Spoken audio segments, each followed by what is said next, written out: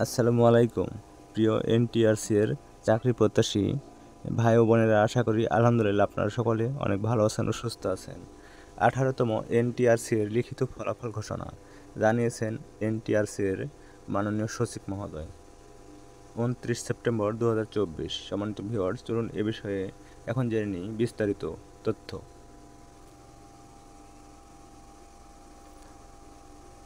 বিভিন্ন বিষয় নিয়ে সিদ্ধান্ত নিতে সভা ডেকেছে বেসরকারি শিক্ষক নিবন্ধন প্রত্যয়ন কর্তৃপক্ষ এনটিআরসি। আজ রবিবার এনটিআরসি এর কার্যালয়ে সভা অনুষ্ঠিত হবে বলে জানা গেছে। এনটিআরসির একটি সূত্র জানিয়েছে সংস্থাটির নির্বাহী বোর্ডের 101তম সভা আগামীকাল অনুষ্ঠিত হবে। সভায় ভুল চাহিদায় যোগদান করতে না পারা শিক্ষকদের বিষয়ে সিদ্ধান্ত নেওয়া হতে পারে। এছাড়া এনটিআরসির কার্যক্রমকে গতিশীল করার বিষয়ে আলোচনা হবে। আর এনটিআরসির অফিসিয়াল ওয়েবসাইট থেকে এটা নিশ্চিতভাবে বলা যায় যে আগামী এক সপ্তাহের মধ্যে 18তম শিক্ষক নিবন্ধন লিখিত পরীক্ষার রেজাল্ট প্রকাশ করতে যাচ্ছে এনটিআরসি এর সূত্র।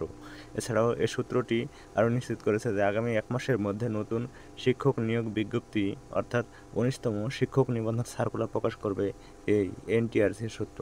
তো ভিউয়ার্স, এই ছিল আজকের সর্বশেষ এনটিআরসি থেকে পাওয়া আপডেট। সবাই ভালো থাকবেন। পরবর্তী নতুন কোনো এনটিআরসি এর ফলাফল ও নিয়োগ বিজ্ঞপ্তি সংক্রান্ত আপডেট পেতে চ্যানেলটি সাবস্ক্রাইব করে পাশেই থাকবেন। ধন্যবাদ। আসসালামু আলাইকুম। আল্লাহ হাফেজ।